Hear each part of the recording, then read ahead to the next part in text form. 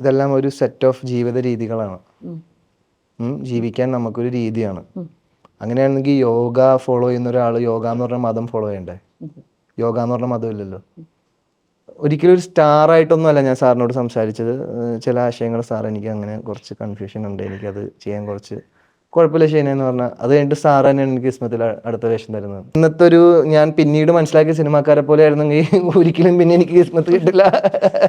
എപ്പോഴാണ് ഡിസൈഡ് ചെയ്യുന്നത് ഞാൻ ഈ ഇൻഡസ്ട്രി തന്നെ എനിക്ക് ഇത് തന്നെയാണ് എൻ്റെ കരിയർ ഡിസിഷൻ എടുത്തിട്ടില്ല, ഇതുവരെ എടുത്തിട്ടില്ല ഇത്രയും നാളായിട്ട്? ഇല്ല, എന്നെ കൊണ്ടുപോകുന്നതിന്റെ കൂടെ ഞാൻ പോകുന്നു എന്ന് മാത്രമേ ഉള്ളൂ.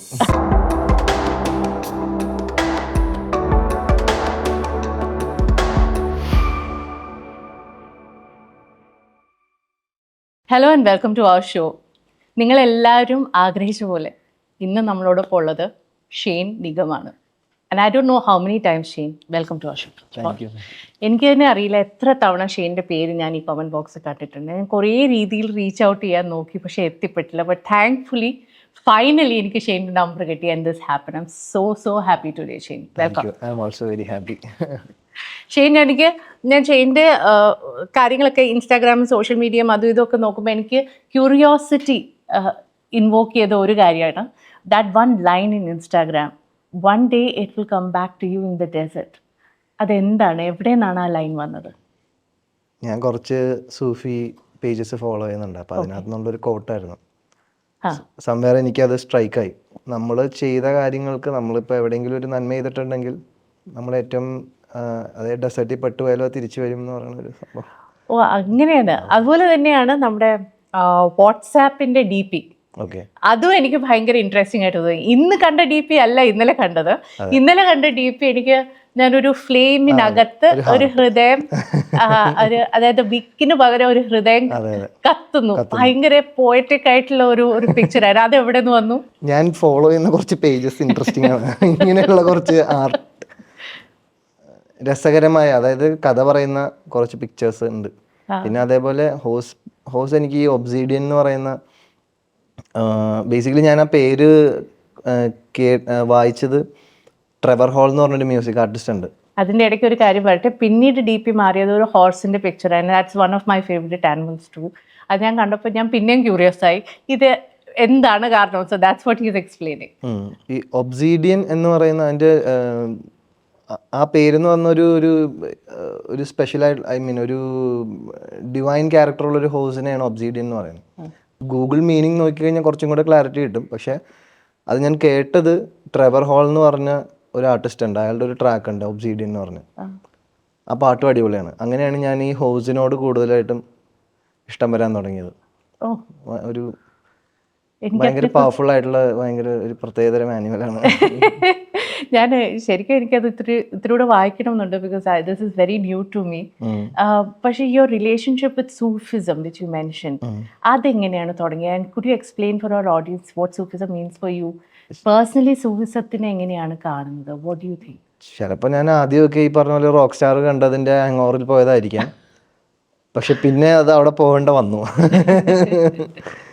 ഈ കുൻ ട്രാക്കൊക്കെ ഉണ്ടല്ലോ, ഖ്വാജ മേരെ ഖ്വാജ, അങ്ങനെയൊക്കെ എ ആർ റഹ്മാൻ്റെ പാട്ടുകളൊക്കെ തന്നെയാണ് ആദ്യം ഇതിലേക്കുള്ള ഒരു അട്രാക്ഷൻ വന്നത്. പക്ഷേ എനിക്ക് ഇങ്ങനെ കോഡ്സ് എല്ലാം വായിക്കുമ്പോൾ നമുക്ക് ചില കാര്യങ്ങളോടല്ലേ കണക്റ്റ് വരുള്ളൂ. അപ്പോൾ അങ്ങനെ ഒരു കണക്റ്റ് വന്നു. അങ്ങനെ പിന്നെ ടൈമിൽ പോകാൻ തുടങ്ങി, പിന്നെ പോകേണ്ട ആവശ്യങ്ങൾ വന്നു. പക്ഷെ അപ്പോഴെല്ലാം അതൊരു നത്തിങ്നെസ്, അത് എങ്ങനെ എക്സ്പ്ലെയിൻ ചെയ്യണമെന്ന് അറിയില്ല. How does it help you in your day-to-day life? നമ്മുടെ ഒരു ഡെയിലി ലൈഫ് ഇപ്പോൾ ഷെയ്ൻ്റെ എന്ന് പറഞ്ഞു കഴിഞ്ഞാൽ വളരെ ഇന്നവേ നമ്മൾ വളരെ മെറ്റീരിയലിസ്റ്റിക് ആയിട്ടുള്ള ഒരു ലോകത്താണ് നമ്മൾ എക്സിസ്റ്റ് ചെയ്യുന്നത്. അപ്പോൾ ഈ സൂഫിസം, ഈ സ്പിരിച്വാലിറ്റി എങ്ങനെയാണ് ഇതിൽ നാവിഗേറ്റ് ചെയ്യാൻ ഷെയ്നെ ഹെൽപ്പ് ചെയ്യുന്നത്? ഒരുപാട് ക്യാവസിൻ്റെ ഇടയിലൊരു സൈലൻസ്, ചെറിയ ഒരു ഗ്യാപ്പ്, എല്ലാത്തിൽ നിന്നും ഒരു ചെറിയ ഡിസ്കണക്റ്റ്, എല്ലാത്തിൽ നിന്നും നമ്മളിൽ നിന്ന് തന്നെ ഒരു ഡിസ്കണക്റ്റ് ആണ്. അതിന് ഇപ്പോൾ ഞാൻ ചെറുപ്പം മുതൽ, ഞാൻ ജനിച്ചു വളർന്നത് ഒരു ഇസ്ലാമിക് ബാക്ക്ഗ്രൗണ്ടിലായതുകൊണ്ട് എനിക്ക് നമസ്കരിക്കുമ്പോഴും തസ്ബീഹ് ചൊല്ലുമ്പോഴും അങ്ങനെ കുറച്ച് നേരം ഇരിക്കുമ്പോഴും ഇപ്പോൾ ദർഗകളിൽ പോകുമ്പോഴും ഒക്കെ അനുഭവിക്കാൻ പറ്റും. ഈ സ്പിരിച്വാലിറ്റി ഫോളോ ചെയ്യുന്ന ആൾക്കാർ in a lot of ways also believe that നമുക്ക് ശരിക്കും ഒരു മതത്തിൻ്റെ ആവശ്യമില്ല ഒരു ദൈവത്തിലേക്ക് എത്താൻ.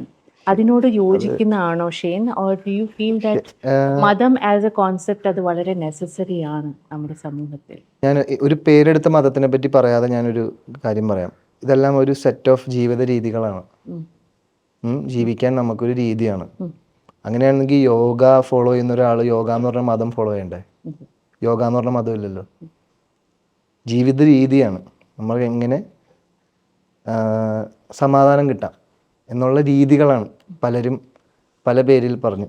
നമ്മൾക്ക് എത്തേണ്ടത് സമാധാനത്തിലാണ്, ശാന്തിയിലേക്കാണ് എത്തേണ്ടത് എന്നുള്ളതാണ് ഡെസ്റ്റിനേഷൻ. അതിന് നമ്മൾ ഏത് വണ്ടിയിൽ പോയാലും എത്തും. അത്രേ ഇതുള്ളൂ. ഞാൻ എപ്പോഴും കേൾക്കാറുണ്ട് എ ബി സാറിനെ കുറിച്ച് ആൻഡ് പല കോൺവെർസേഷൻസിലും സംസാരിക്കാറുണ്ട് സാറിനെ കുറിച്ച്.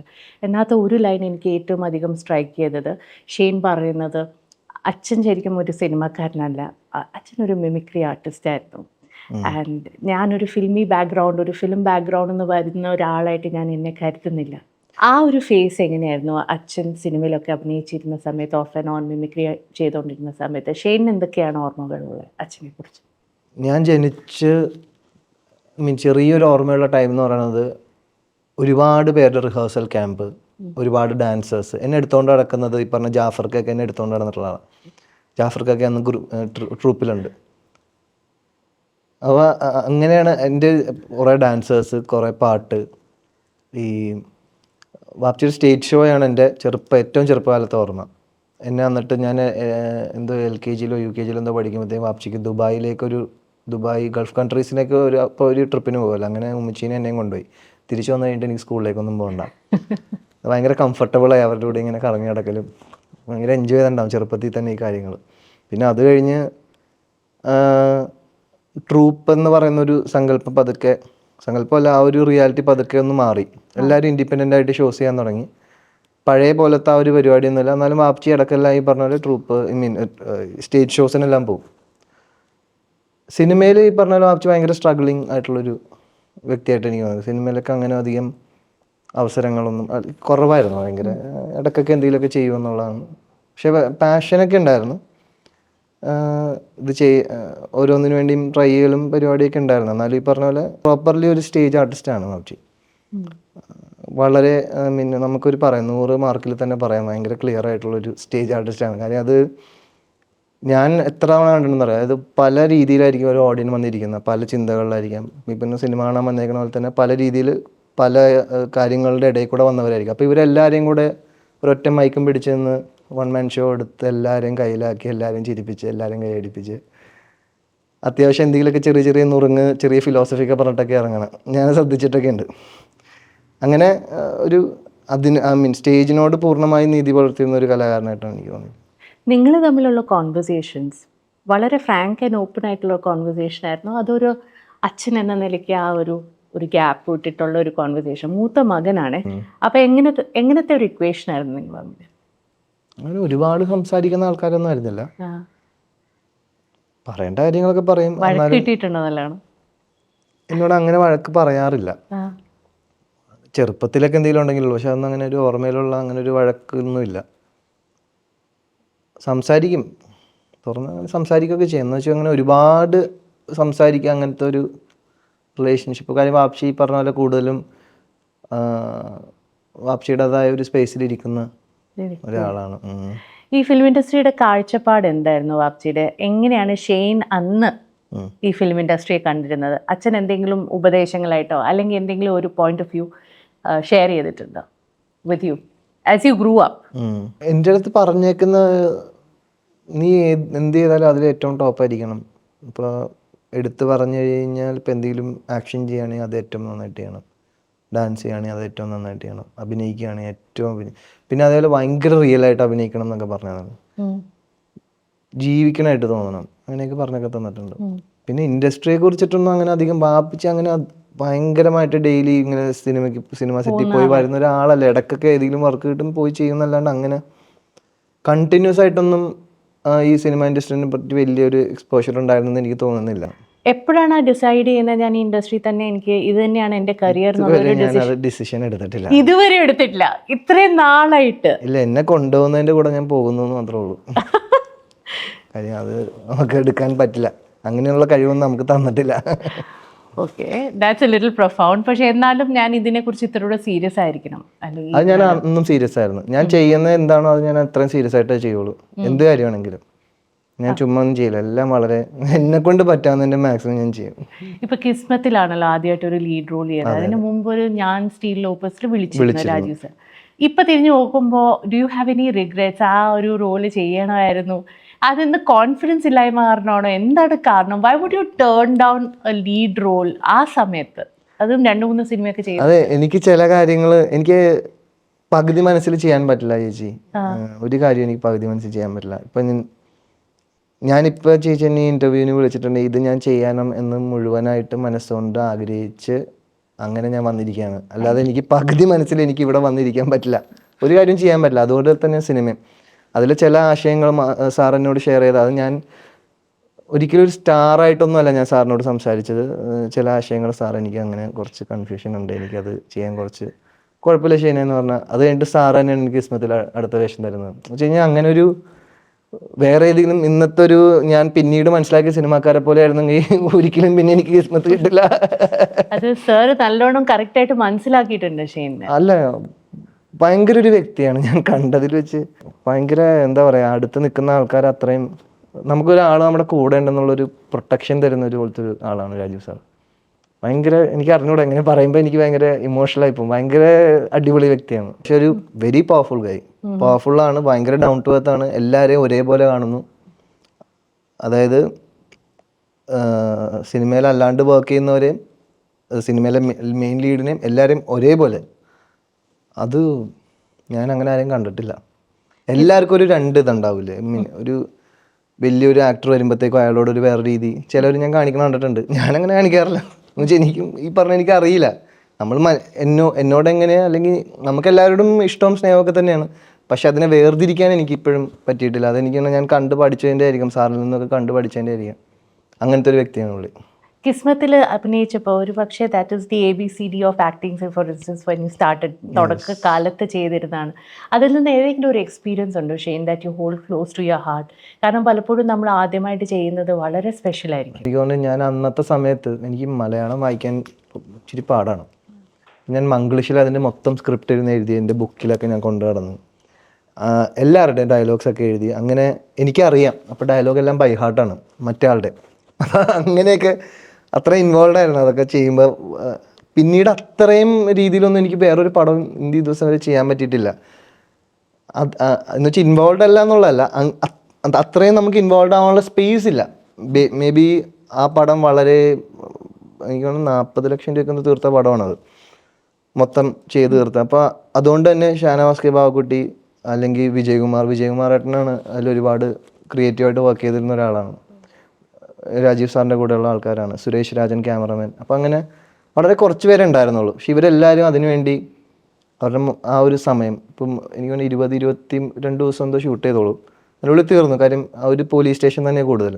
പിന്നെ ശ്രുതി മേനോൻ, വിനയ് ഫോർട്ട്, ഇവരെല്ലാവരും അവരവരുടെ പാർട്ട് ഏറ്റവും നന്നായിട്ട് ചെയ്ത് നമ്മൾ ഇത്രയും ദിവസം കൊണ്ട് തീർത്തു. അത് കഴിഞ്ഞിട്ട് പിന്നെ വെയിറ്റിംഗ് ആണ്, പടം ഇറക്കാൻ പറ്റുന്നില്ല.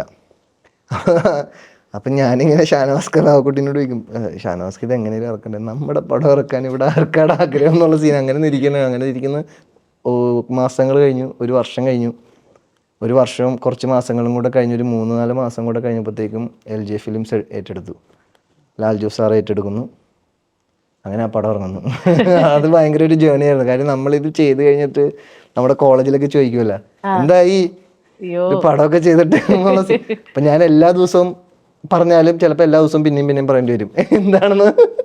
കാരണം ഷെയ്ൻ ചെയ്തിരിക്കുന്ന റോൾസ് എന്ന് പറയുന്നത് എനിക്ക് പേഴ്സണലി ഒത്തിരി ഇഷ്ടപ്പെട്ടത്. ഈട എനിക്ക് ഒത്തിരി ഇഷ്ടപ്പെട്ട cinema.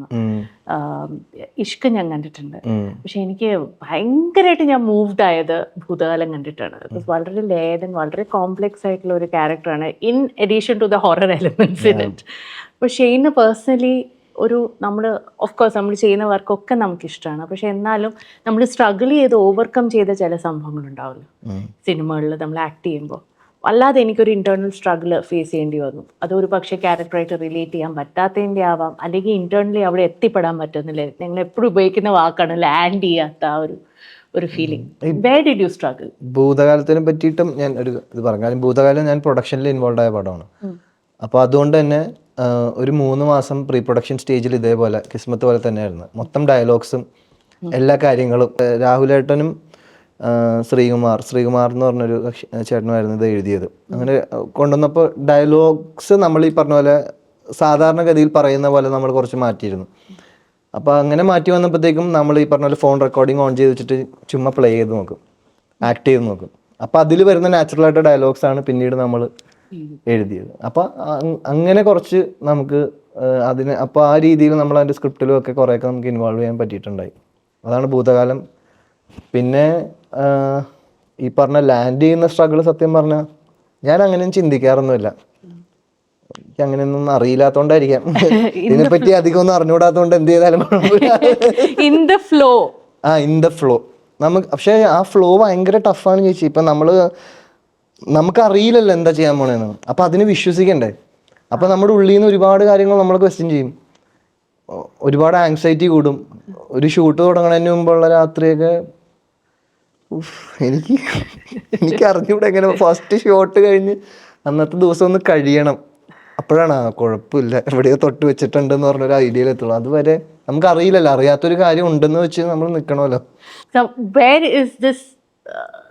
the feeling that I have won with that character, അത് എങ്ങനെയാണ്, എവിടെയാണ്, അത് എങ്ങനെയാണ് എത്തിപ്പെടുന്നത്? What is the internal process? പതുക്കെ ആണ്, ഒരു ദിവസം കൊണ്ട് മാറില്ല. ആ ക്യാരക്ടറിന്റെ എവല്യൂഷൻ അനുസരിച്ചായിരിക്കും ഞാനും അതിലേക്ക് പതുക്കെ ബ്ലെൻഡ് ചെയ്യും. കമ്മിങ് ടു ലിറ്റിൽ ഹാർട്ട്സിൽ ഞാൻ ഇതിനു മുമ്പ് കണ്ട ഇന്റർവ്യൂവിൽ പറഞ്ഞത് എനിക്ക് ലൈറ്റ് ആയിട്ടുള്ള ക്യാരക്ടേഴ്സ് വേണം, എനിക്ക് സിനിമ ഹാളിൽ പോയിട്ട് ഇങ്ങനെ റിലാക്സ് ചെയ്ത് കാണാൻ വേണ്ടി ഉള്ള ക്യാരക്ടർ വേണം. അതാണ് ലിറ്റിൽ ഹാർട്ട്സ് അല്ലേ? തീർച്ചയായിട്ടും. ഒന്ന് പറയൂ, എന്താണ്, what is it about this character that really excited you? കാരണം എത്ര സിമ്പിൾ ആയിട്ടുള്ള ക്യാരക്ടേഴ്സ് ആണെങ്കിലും അതിനകത്ത് എന്തെങ്കിലും കൊനസ്റ്റ് ഇല്ലാതെ. സിമ്പിൾ എന്നല്ല, ടഫാണ് കാര്യം. നമ്മളിതുവരെ എല്ലാം ടഫായിട്ടുള്ള ക്യാരക്ടർ ചെയ്തിട്ട് സിമ്പിൾ ആയിട്ടുള്ള ചെയ്യാനായിട്ട് ചെറിയ പാടുണ്ടാവില്ല. പക്ഷെ എന്തോ ഭാഗ്യം കൊണ്ട് കുറച്ച് അങ്ങോട്ടേക്ക് മാറാൻ പറ്റി. എനിക്ക് തോന്നണ ഞാൻ നല്ല രീതിയിൽ നീതി പുലർത്തിയിട്ടെന്ന് തോന്നുന്നു. എനിക്കറിയില്ല, നമ്മളല്ലല്ലോ പറയണ്ടേ. എന്നാലും കണ്ടെടുത്തോളം എനിക്ക് അത് ഞാനായിട്ടൊരു ബന്ധമില്ല. വേറൊരു ഏതൊരു കട്ടപ്പനയിലുള്ള ഏതൊരു ജീപ്പൊക്കെ ഓടിച്ചെടുക്കുന്ന ഒരാളെന്ന് തോന്നുള്ളൂ. അങ്ങനത്തെ ഒരു. അപ്പൊ ഇത് സ്ക്രിപ്റ്റ് ആദ്യമായിട്ട് റീഡ് ചെയ്യുമ്പോഴോ അല്ലെങ്കിൽ നരേഷൻ നടക്കുമ്പോ എന്തെങ്കിലും ഒരു സാധനം ഷെയ്നിന് അത് സ്ട്രൈക്ക് ചെയ്തിട്ടുണ്ടാവില്ലേ? അല്ല, ഒരു രസിച്ച് കാണാൻ പറ്റുന്ന ഒരു സിനിമ ചേച്ചി, അത്രേ ഉള്ളൂ. നമുക്ക് അങ്ങനെ ഒരുപാട് വലിയ വാഗ്ദാനങ്ങളൊന്നും തന്നെ മറ്റേ ഇൻട്രസ്റ്റെല്ലാർ പോലത്തെ അങ്ങനെയൊന്നുമല്ല. സിമ്പിളായിട്ട് നമുക്ക് സന്തോഷമായിട്ടിരുന്ന് കാണാം. ഷെയ്ൻ എന്ത് തരത്തിലുള്ള ക്യാരക്ടേഴ്സ് ഇപ്പോൾ ഓഫർ ചെയ്യുന്നത്? What are the kind of characters you have to deal with? അതിൻ്റെ ഒരു ഡിസിഷനിലേക്ക് എത്തിപ്പെടുക, how easy or difficult is it for you? കാരണം നമ്മുടെ കരിയർ തന്നെ ഡിപ്പെൻഡ് ചെയ്യുന്നത് ആ ഒരു ഡിസിഷനിലാണ്. തീർച്ചയായിട്ടും. അപ്പൊ ആ ഒരു ഡിസിഷൻ ഇസ് വെരി ക്രൂഷ്യൽ. അതെങ്ങനെയാണ് എത്തിപ്പെടാൻ? ഈ കാലങ്ങളോളം കിടക്കുന്നു. ഇനിയിപ്പം എൻ്റെ കൊച്ചുങ്ങൾ വന്നാലും ടി വിയിലൊക്കെ വരുമ്പോഴത്തേക്ക് എൻ്റെ അച്ഛൻ ചെയ്ത പടം എന്ന് അഭിമാനത്തോടെ പറയണ്ടേ. അല്ലാണ്ട് എൻ്റെ അച്ഛൻ ചെയ്ത പടം എന്ന് പറഞ്ഞു കഴിഞ്ഞാൽ പോയില്ലേ. നമുക്ക് ഇന്ന സമയത്ത് ഇത് എന്ന് പറയുമ്പോൾ അതിൻ്റെ പ്രാക്ടിക്കൽ അവസ്ഥ അവിടെ ഓടി ഇവിടെ എത്തുമെങ്കിൽ ഇവിടെ ചെയ്യാം. അങ്ങനത്തെ ഒരു കാര്യം എനിക്ക് ചെയ്തു തരുന്ന ഒരു ആണെങ്കിലും എനിക്ക് കുഴപ്പമില്ല. എനിക്ക് എൻ്റെ ആവശ്യമുള്ളൂ. എനിക്ക് മാനേജറിൻ്റെ ഒന്നും ആവശ്യമില്ല. അല്ലാണ്ട് എന്തിനാ എനിക്ക് മാനേജറിൻ്റെ ആവശ്യം? നല്ല സിനിമയെ സ്നേഹിക്കുന്ന ആൾക്കാർ പ്രൊഡക്ഷനും കൂടെ വരണം എന്നാണ് എൻ്റെ ആഗ്രഹം. അപ്പോൾ അത് സിനിമ ഉണ്ടായി വരുന്നതനുസരിച്ച് അവർക്ക് മനസ്സിലാവില്ല. ഓക്കെ, നല്ല പ്രൊഡ്യൂസ് ചെയ്യണം. ഇൻഷാ അല്ലാഹ് അങ്ങനെ സംഭവിക്കട്ടെ. എനിക്ക് അതിനുള്ള പൈസ പടച്ചും തരട്ടെ.